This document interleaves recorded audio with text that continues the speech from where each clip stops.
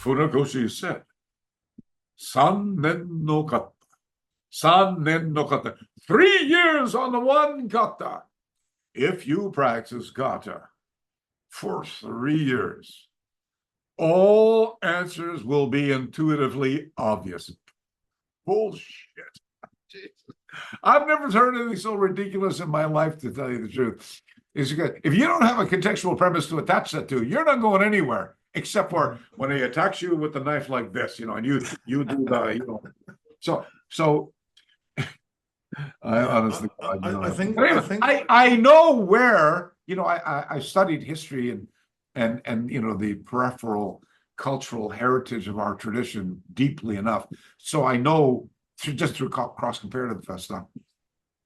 I now know where Funakoshi got that concept from, because there's another that's like kind of a koto waza, a proverb in this language, which comes from China, by the way. There's a fascinating quote about it's about the value of patience, and that if you have enough patience, anything is possible, even watching your enemies float down the river. Buddha said, "Don't start." It's one of my favorites, actually. Oh well, I got there's a big bullseye on my back. Come on, so yes. Well, that's what you get from don't get me started on this interview, okay? So he said, he learned a quote that said, if you can sit on a rock for 3 years, there's nothing you can't do. And so, I get where he got the concept from. And, it's a conformist-based culture. And, there's a mechanism here in Japanese culture that prevents people from really, using critical thinking. It's called the senpai kohai system. It's imitative behavior and the trickle-down effect that perpetuates a particular mindset. And if you do ask the questions, there's a sort of caveat known as and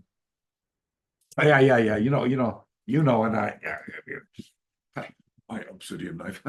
If there's a protruding nail, it ultimately gets pushed down. If it pops up again, they push it down again, and if it doesn't stay down, they pluck it out. So this is the metaphor for if you're rocking a boat, or you're not towing the line, or you're challenging the status quo.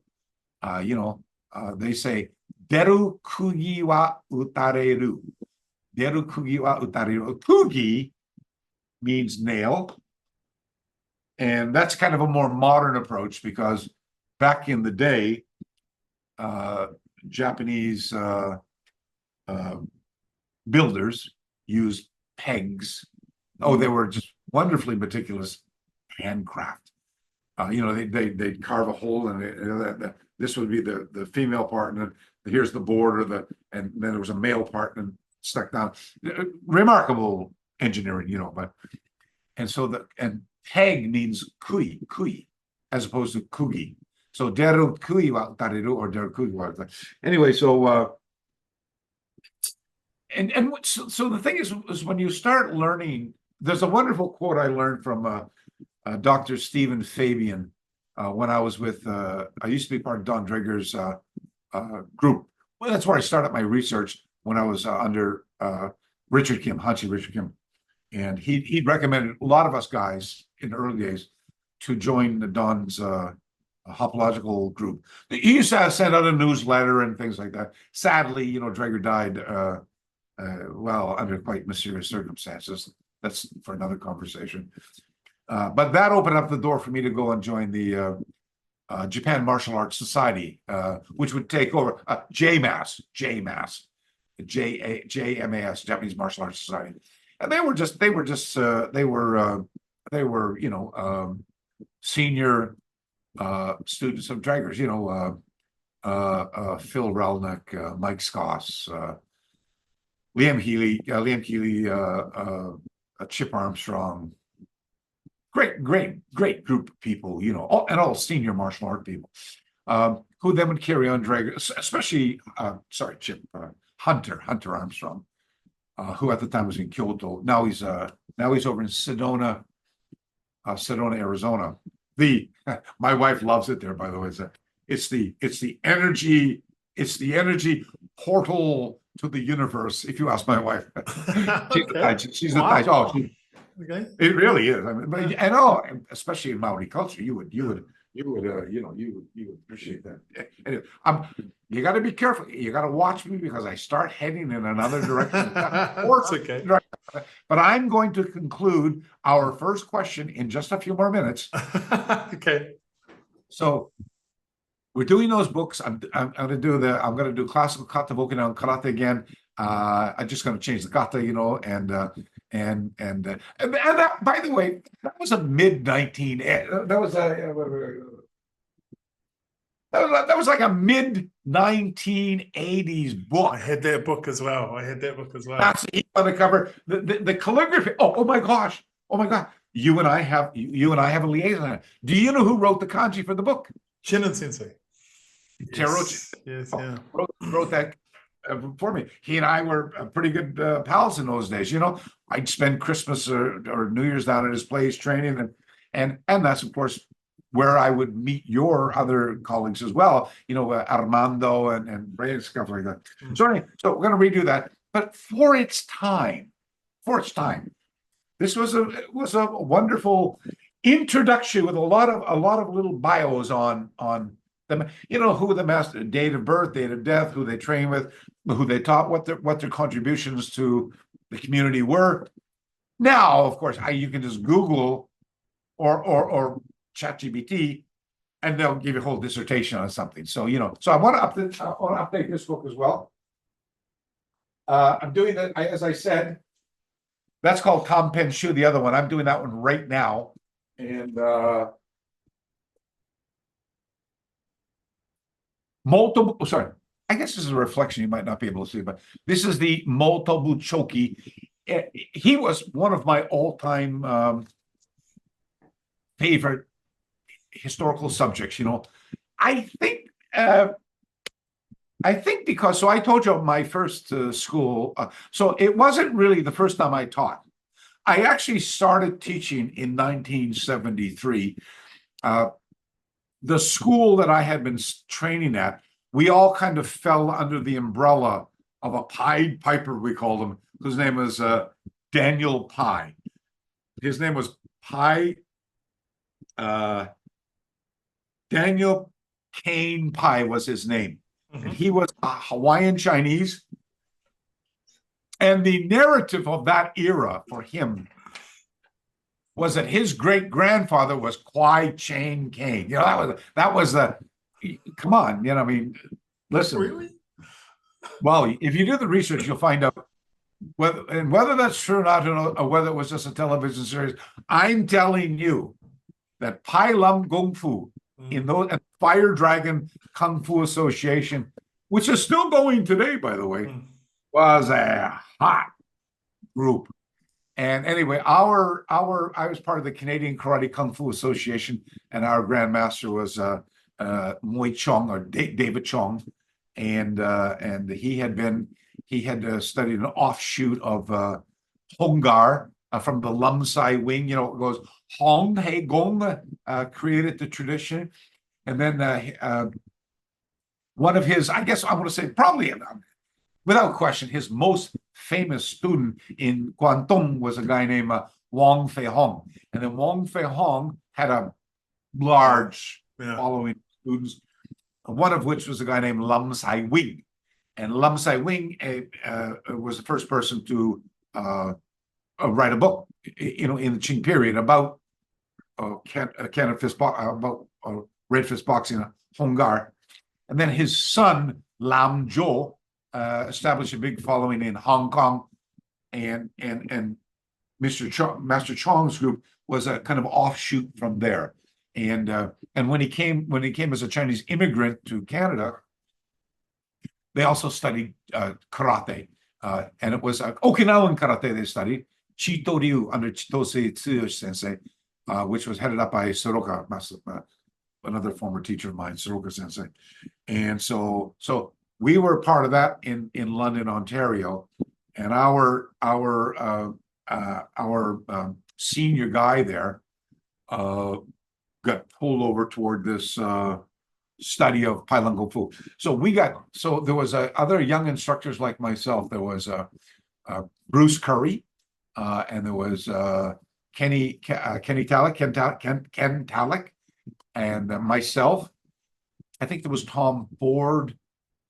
There was a small group of us who then got sent down to Hartford, Connecticut, which was where the headquarters Pai Lung Dojo was. And then a few of us get sent off to other places. I got sent off to Morgantown, West Virginia as well. And it was there in Morgantown, West Virginia, where I met some guys from the Motobu Ha Shitoryu group. So I remember as a young man, I already come into contact with them. But the following year, I now have my own school in Toronto. I became a partner with two other Chinese martial arts guys. And we had a club in Toronto called Yaolong Kung Fu Center. And I told you that's what I would go to Chinatown all the time, and the books and this exterior type study became very, very important to me. But right down at the end of so if you come out Eglinton Avenue in Scarborough, all the people from Toronto, Scarborough, you know what I'm talking about. You go down Eglinton Avenue, there's a street called, there's the Danforth, but there's a street called O'Connor Drive. So if you go down O'Connor Drive, it ultimately will run into the corner of St. Clair Avenue. Now, I was about halfway down. 1561 O'Connor was where I was in Yellow. But just down at the corner, there used to be an old, big fitness center. It was called Vic Hanny's. And anyway, they went out of business. And this guy, I know Jack Timko and his partner, they grabbed that place and they opened a karate dojo. And it was Motobu Ha Shitoryu. And Jack Hewinson was the other guy there, and he had a daughter. Linda, if you're listening, I still love you, my dear. You absolutely. Anyway, so I used to try to find. I was chasing this girl, and I used to try to find reasons to go to that dojo. Oh, I just happened to drop in. Doesn't matter that I have a school. I'm just a different style. Oh, is Linda around today? You know, that type of thing, right? And they were super friendly in those days. In those days, you know, you could actually just around the corner on the other side of the street was a Wing Chun club, which is where I would bump into Professor Wally J. In the same year, by the way, who'd been brought over by actually Ron Forrester. Now, another story for another time, by the way, but wonderful era. That's probably great just for a conversation right there. But anyway, so in that dojo, I would meet Kuniba Shiogyo. Kuniba Shiogyo was the son of Kokuba Hosei. Actually, to tell you the truth, he wasn't really his son. His dad had died, and he was kind of brought up by his uncle. So it was actually the uncle, but his dad. And Kokuba is the Okinawan way to pronounce Kuniba. So Kuniba, if you come out of Okinawa, like if your name was Miyagusuku and you went out to Japan, the Japanese cannot read it as Miyagusuku. They read it as Miyagi, Tamaki, not Tamagusuku, right? So the same as Funagoshi, And so Kuniba was the first guy, and he loved that. He'd just come over to America the year before, married a lovely young lady, Judy. Judy, we love you too, and she's still around. Sadly, Kuniba since passed away of cancer, but his legacy remains. But he was very, in those days, loved to share, was happy to teach, and that's where we first got our introduction to Moto Buchoki, because his dad, Kokuba Hosei, studied directly under Moto Buchoki. And I just want to jump ahead a little bit one more time to this before I tell you what the book is in those days, and guys who are still around, Alex Atkinson, Ron Beer, Yamanaka, Cesar Borkowski, guys of my age category from that era, they will tell you tournaments, we were all tournament, so passionate about tournament. Now, and in a place like Toronto, and Toronto being so, borderline, actually, the joke in Canada, the world is round, the circle goes around like this, but the 49th parallel dips down like this. So the joke in Canada is that 90% of Canadians' population resides in 10%, geographically 10% of the United States. So, much of our life is very Americanized, if you will. And so we're Toronto's on the Great Lakes, right? And so across the lake, you've got Albany, Syracuse, Buffalo, Rochester, upstate. Then you got Youngstown, Cleveland, Detroit, all these other little towns. And every single weekend, there was at least a half a dozen karate tournaments going on at somewhere. And so in those days, us guys who are tournament junkies, and sometimes hitchhiking to the tournament, we were so crazy about them. And you'd fight with everybody. There wasn't, all hard stuff. It was everybody fought taekwondo, karate, kung fu, and not only did we fight, but we fought. We shared. We laughed. We socialized together. We became friends, and that became a very important issue because when I used to go down to the Steel City, Hamilton, or St. Catharines, or Guelph, all these areas on the other side of Toronto. This side of London, south of the 401, along the coast, along the QEW, we would encounter all these guys, hard guys like Rick Joslin. And, by the way, a special note to my dear friend, Rick Joslin. Brother, we love you dearly. You will forever remain an indelible pioneer, at least for me, back in the day. What a talent, what a fighter, and he was another young competitor, older than I was, but at the time, who was again like a mentor for a lot of our young guys. Sadly, he's on his last legs right now, and I don't mind saying it because Rick will love you. If you look at his social media, you'll see he's been kind of contributing to, here's what I'm dying, the doctor's giving me to hear, here's what my life is like right now. He's not asking for things. He's sharing, one warrior before I fall. Here's what my life has been like. And we're very grateful for that. Anyway, my apologies.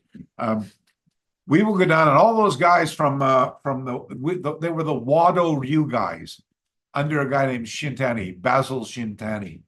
And, guys like Slokey and all these guys who are rough and tumble out of the blood and guts era, we're down there kicking ass. We were the young guys down there doing it.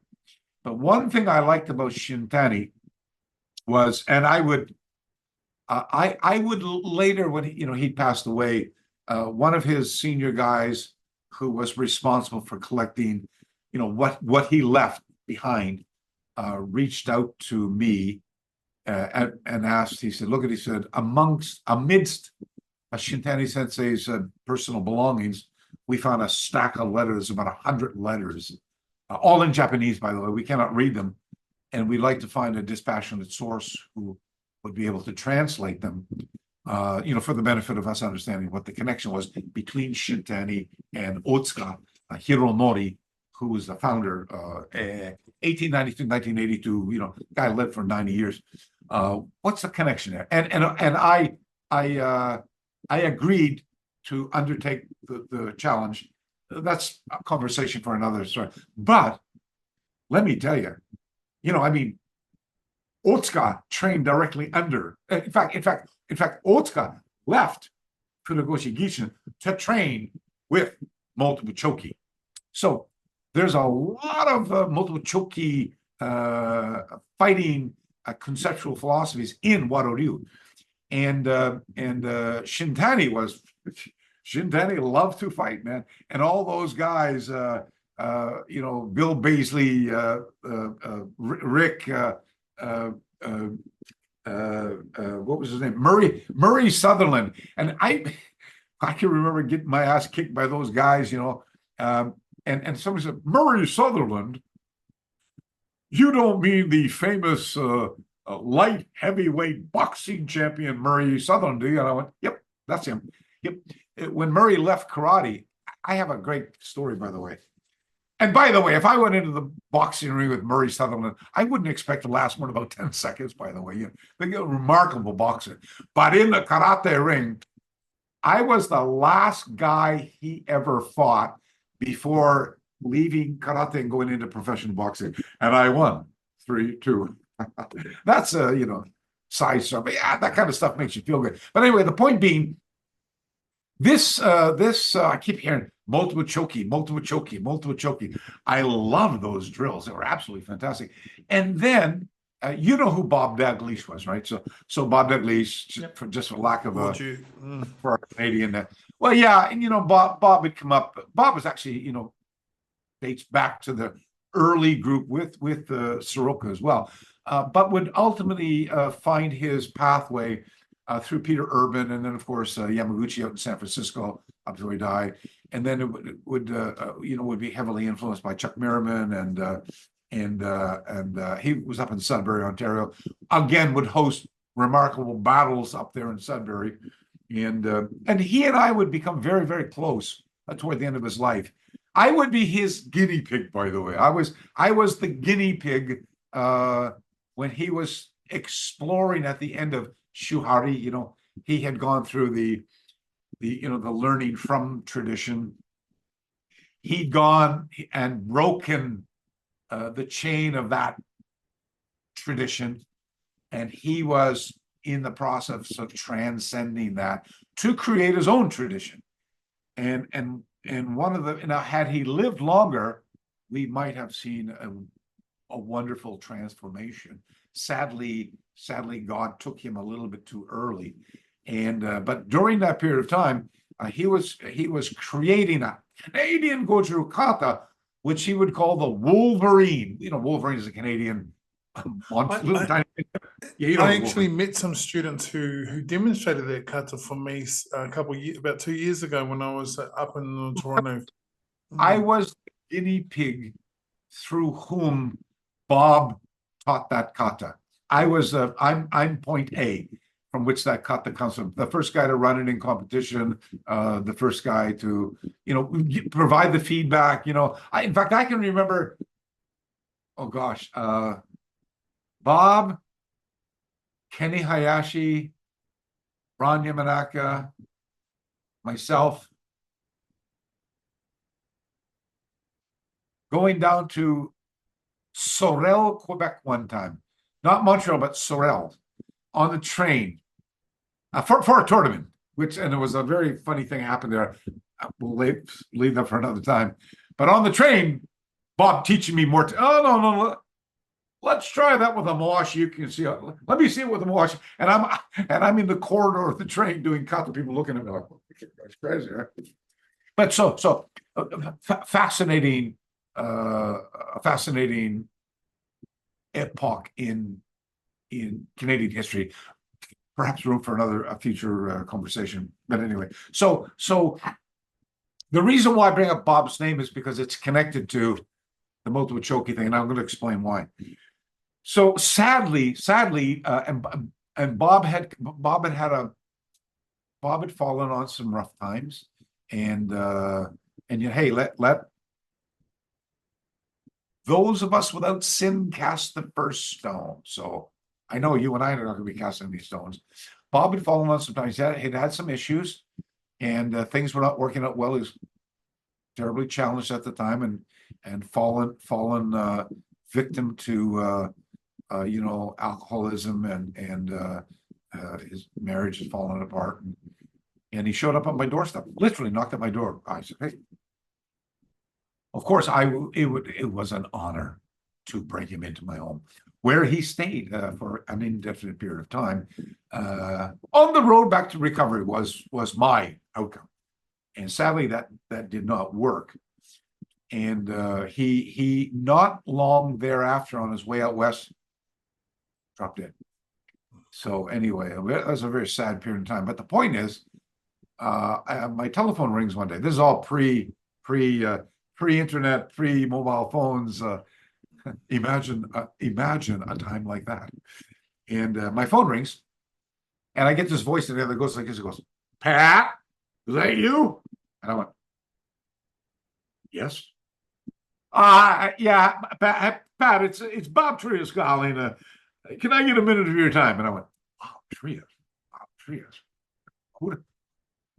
Excuse me, Bob Trias? I don't think I know you." "Oh, I'm sorry. My apologies. That's Robert Trias. Sure. Yes, sir." You know, I mean, I was like overwhelmed. My God, that's Grandmaster Robert Trias, USKA calling me. Like, what's going on?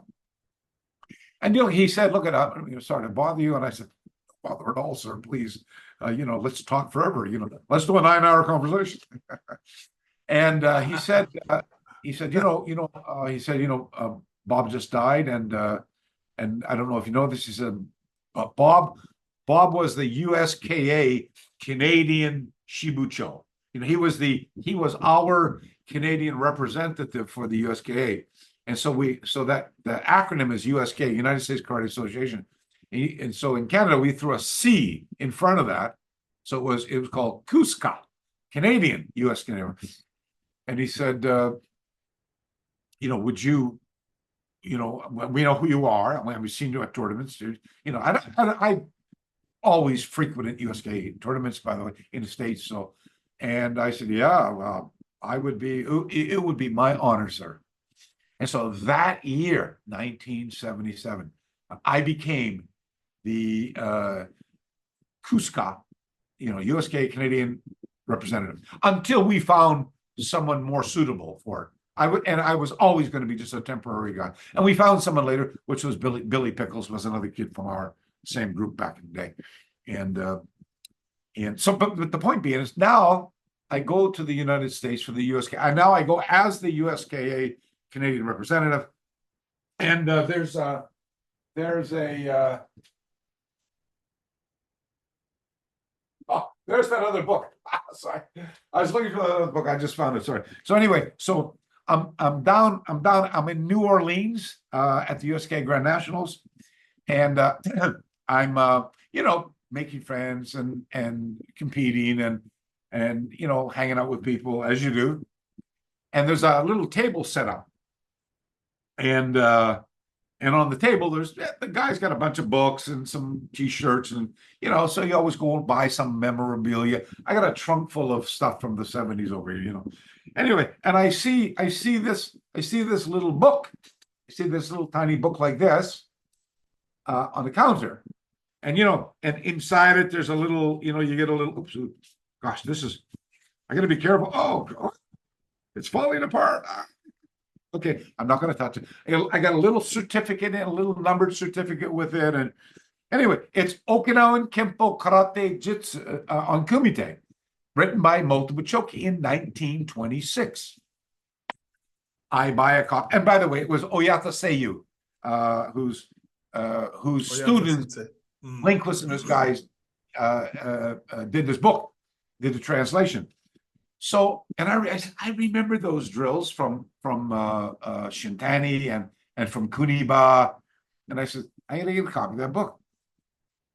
And so at the time, I met this guy that there was now back in Toronto. I met this guy who was he was a Japanese exchange student, and he was just entry level getting into kickboxing as a university student. And I'm sorry, my apologies. This is now in 1979. I would relocate to Vancouver, and there's a huge Japanese population community in Vancouver. And anyway, this kid was a Japanese guy, very fit, and but not into karate, but wore karate gi, but hitting the bag. And I remember meeting and talking to him and saying, what is it that's, you wear a gi, but you're doing kickboxing, I don't get it. He goes, oh, sorry. He says, I practice Nihon or Nippon Kempo. And I went, never heard of it before. And he goes, yeah, it's, he said it was created by Yamada Tatsuo. And I went, Yamada Tatsuo. I know that name, Yamada Tatsuo. And then I realized, oh, Yamada Tatsuo is the partner to Choki Motobu in doing the two-person drills in this book. I see. Yeah. And I go, oh, lucky for me. So I enjoyed the next 2 years of getting my face beat in, training with this young man at my Vancouver Karate Center in Vancouver. So I just wanted to lay that out for you for groundwork because then later I would take, this is, and by the way, this is Motobu Choki's 1932 book entitled My Karate, Watashi no Karate-jutsu. And of course, here he focuses largely on, Naihanchi. And by the way, sorry, my apologies.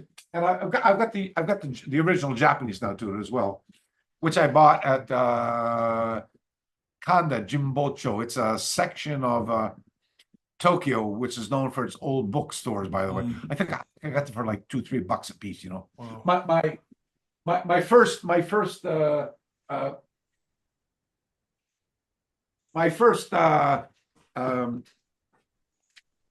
Funagoshi Gichin 1922. Sorry, my apologies. That's the 1924 Renten Goshin Jitsu. Oh no, my apologies. That's the 1924. This is the Ryukyu Kempo Tote. I got them there for like $5, 500 yen. 500. Sorry, in those days, 100 yen was like $1.50. So anyway, under $10. And so just a remarkable wealth of information there. So I get these books, and then over the years I come into contact because of my research living here in Japan, and largely through my this symbiotic liaison I have with Nagamine Shoshin, who was a student, by the way, of Motobu Choki, and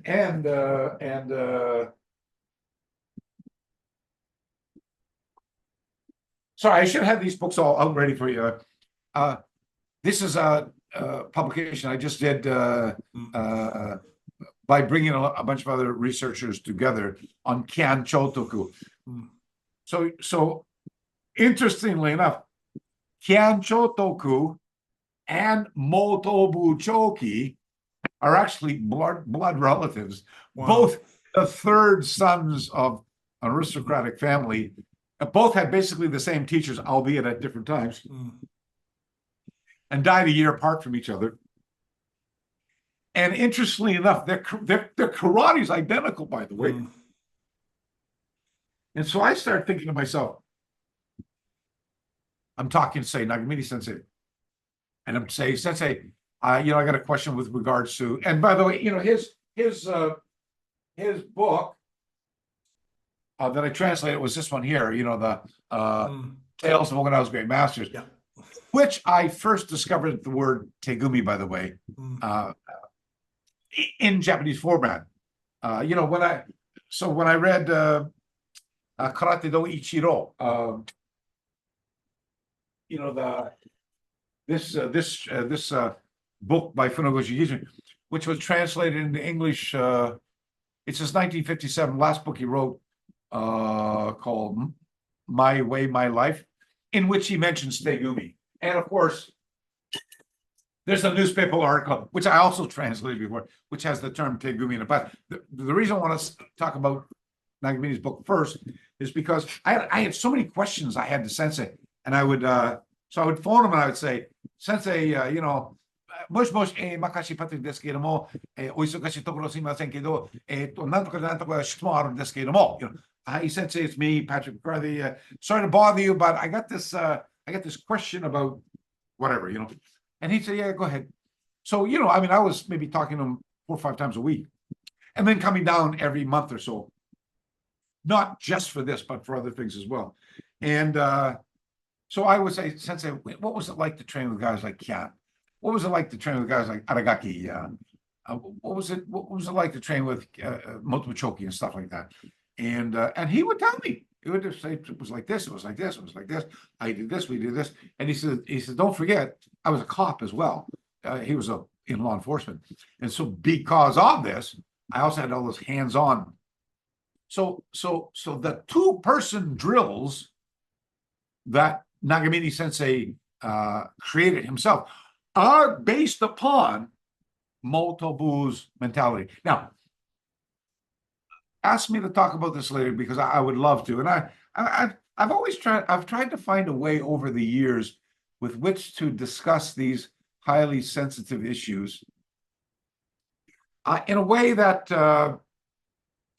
would not be offensive to the style-based apostles or disciples of that particular tradition, because invariably we all have the inalienable right to think what we're doing is the best, and because if we, I don't know, if we thought something else was better, wouldn't by virtue of that we would go do it? But otherwise, so we're still here, so they think this is the best, and I don't know, the more I climbed up that mountain, or metaphorically speaking, the mountain is the arduous journey. Can you imagine a mountain in between us? Could you imagine a mountain inside a city? If I can use this metaphor. And you're in the lower part of climbing up the mountain. You look to the left and you look to the right, and there's buildings beside you. The further up that ladder, or the further up that mountain you get, then you see the tops of the building, and then pretty soon you look out. You don't see anything, right? So I would like to use that metaphor to describe this issue. That the more I learned, the more I came into contact with it. I want to go back just to the point where I said I was talking about a quote that had jumped off its pages when I was reading it by during the Draeger years by Dr. Stephen Fabian. He said, Budo, of which karate is an integral part, is a microcosm of the culture from which it comes. So the more you learn about the culture, so too the more about the art you learn, and vice versa. And I wrote this wonderful quote back in the mid-1980s in my first book about about this, and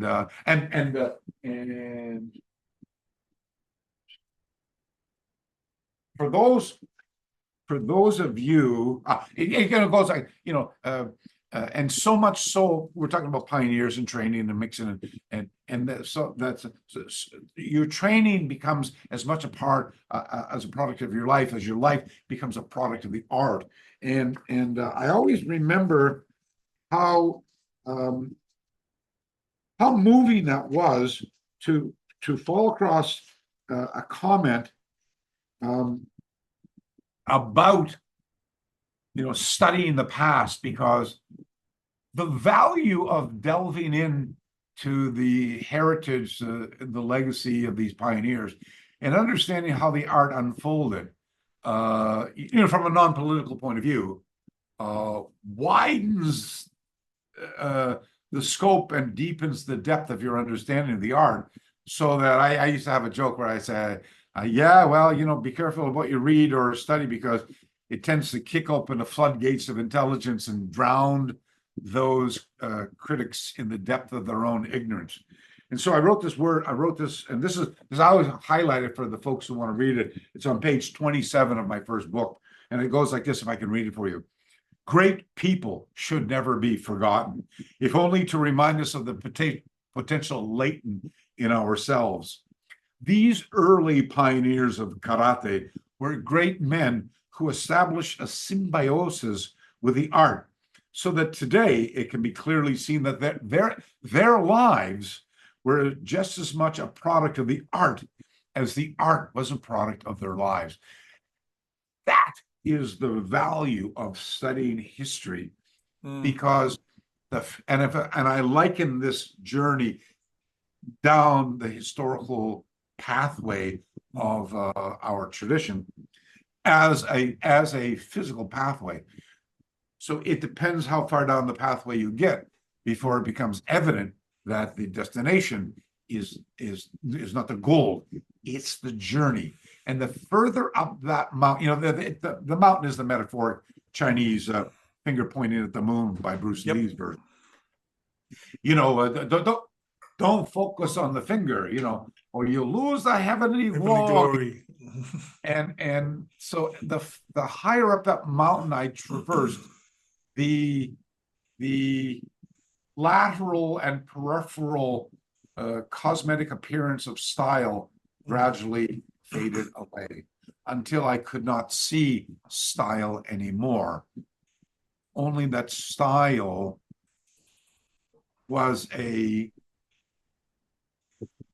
interpretation of that which we should all know anyway. And if there's, Carl Sagan here on my shoulder here, if intelligence describes that which we should all know, then why should you have bits and pieces of it, or why should I have just his interpretation of it? It's like one of the purposes of studying history is on the negative side of things, is so that you never repeat the mistakes that we made. And so that's a message that falls by the wayside in many people's cases, by the way. So I'm talking to sorry, I take so many books out, my library. That's okay. While you're doing the books, may I interject one thing? Can I ask one question, if I may? You can, and yeah, no problem. But what I'm going to do, hang on just a minute. Just while Hashi McCarthy's just getting the bits and pieces organized, I will put links to his books, so where you can purchase and see the old editions and the new ones, and I highly recommend them. So that'll be in the links in the description. Do check them out. Particularly some of his latest works, and he's talked a bit about, we're getting a companion piece to the Bubishi, which I'm actually really looking forward to. Some of my formative reading when I actually learned how to read was Hashi McCarthy's translation of the Bubishi, a number of other books that he wrote as well. And also right alongside of sort of some other people who've been doing work. He referred to earlier Don Drager Sensei, who was something of a doyen, I suppose, of martial arts research, who passed away way too early and way too young, and I believe it was in the 80s. But I guess the thing for me, Haji, just while you're doing that, you referred to something, I note in researching for this interview and just watching other interviews over the years, a couple of things come to mind. One is that I was very lucky to spend time in the company of two amazing practitioners of traditional Māori instruments. And one of the gentlemen there was a Hirani Melbourne who passed away some years ago, and another gentleman called Richard Nuns, who had passed away only about maybe a year, 2 years ago. Anyway, he talked about he had reached a level where, because he was virtuoso in these indigenous, in reviving these indigenous traditions of music. Now, he talked to me about that even when he wasn't playing, he was playing. Even when he wasn't practicing, he was practicing, because he was constantly turning these things over in his mind. And so, I think that what I really appreciate is sort of getting a sense of the stream of consciousness in the journey. Now, you said something the other day when we had our conversation, which I'm going to ask you to kind of expand upon, if you don't mind. I thought it was a really intriguing, it certainly opened up a door in my mind.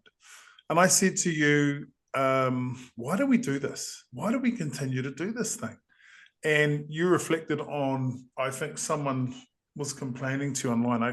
I'll let you tell the story about saying, they can't go out, they can't go outside during the lockdown. And you had a really interesting observation of that. And I wonder if you can speak to that and then sort of unpack, if you could, what I think is a really meaningful articulation of why we do this thing. Okay, and I've made a note on my little stickies here, so I come back and finish the conversation. And you My actually apologies. this is the beautiful thing about conversations with folks with like-minded people is and I learned so much talking to you, by the way. And by the way, I love your podcast. You know, and by the way, you and I now we know that we've known each other for 30 years. You know, my memory is not as good as it once was, you know, and the first time I ever heard that I now in this time that I remember hearing your name is I used to have this student who approached me and said, "Oh, Sensei, this guy would like to meet you and interview." And I said, I'm sorry, honestly, God, at that time, I just did not have the time to do it. So I said, why don't you, and you wound up interviewing him. That was how I first learned, you know, Invisible Sensei. And it wasn't until we actually started talking and I went, "Can you hang on for a second?" And I went through, you know, and I'm not a historian. That's not my background at all. I'm more of an anthropologist than I am a historian, but that we'll argue on the academic here. When I look back, I am a pack rat, is what I am. I collect everything. I'm wonderfully organized, and I take Tubari, and all these emails popped up from from 1998 or 7 or New Zealand, and you doing Tegumi and I'm I think trying is more the word. I don't know if doing was the word, but trying. We're all students, by the way. You know, there's a great Soroka Sensei was one of my first teachers when I came to Toronto, and I didn't stay long with Soroka Sensei because I went with the Canadian Karate Kung Fu Association as well. But I'd had this passionate relationship going on with some people that were maybe a little bit questionable, but they were a bunch of Silat people, Penjak Silat people in Toronto. And the guy up front was a guy named Dave Houston and Cam Bomber and people like this. And so, I was still in high school hanging out with those guys. Soroka Sensei was not happy that I did that. But by the time I went with Richard Kim, in October of 1977, by the way, on the recommendation of Wally Slokey, who was my kumite coach at the time, this whole new world opened up before me, and I was going, my God, had I known this type of training was available, I would have jumped on that horse long before the bike. So let me just hold this. I'll mention the part that we were talking about the other day. Then I'll come back to this, and then I want to say these two things. Please. You know how much I travel. In 30 years, I've been to like 50 countries teaching, my interpretation of how Kata application works by looking at the habitual acts of physical violence. And now that and cross training is second nature. Everybody's doing it, by the way. So great. So I think being a pioneer or trailblazing that type of thing, it has been very, very rewarding. I do tend to shake my head a few times when folks neglect to cite the source from which it comes from. But I suppose that's the same as, if you're a university professor and some kid graduates from your, engineering class and then invents something that becomes very famous. You can't very well, turn around and get pissed off because the kid didn't mention which university he came from. But, just as a matter of professionalism. I used to buy my airplane tickets a year in advance because it would be less expensive. And after 30 years of teaching seminars around the world, I'd had a templated based, in the summer I go here, in the winter I go there, in the fall I go here. I take this time off here. I go to South America, and then I'm in Asia here. I'm in Oceania here. That was my routine. So and when I relocated to Los Angeles, all right, my tickets were first out. My first seminar at the year was up in New York with a gentleman who was just here in Okinawa, who actually just got a promotion in his school. To Hanshi Ninth Dan, Murray Levitz, by the way, Ishinru stylist. And so I went out to New York to teach for him, and then I came back, and my son who's a lawyer, bad joke. Similar spelling. Yeah, well, Goldman Sachs, don't get me started. He had flown over from Europe to San Francisco on a some big hedge fund they were working on. And so my wife and I drove up to San Francisco from LA to spend a week or so with him. And then he flew back, and then we did Napa Valley, the wine tour, and then we decided to take a very slow. So we went up the 101, and then we decided to take the PCW, the Pacific Coast Highway. It's so beautiful. On the way back down again to go through Monterey and Carmel and stop in and see hey, how you doing? Beautiful. Anyway, gorgeous and a very memorable tour, and Hearst Castle and all these places on the way down. And then we get Gavin Newsom, the governor, comes on and goes, California is now being on a shutdown. And I went, shutdown? What the heck is that? Oh, that's that Chinese virus. What's that? I don't listen to the news, And he goes, so my lovely wife said, we'd finished Hearst Castle. We were on our way back down now. So maybe we're 30 minutes outside of Malibu or somewhere, And my wife said, we need to go into the grocery store right now. Thank God we went into the grocery store, and I was driving a Volkswagen Touareg at the time, so I had lots of space in the back.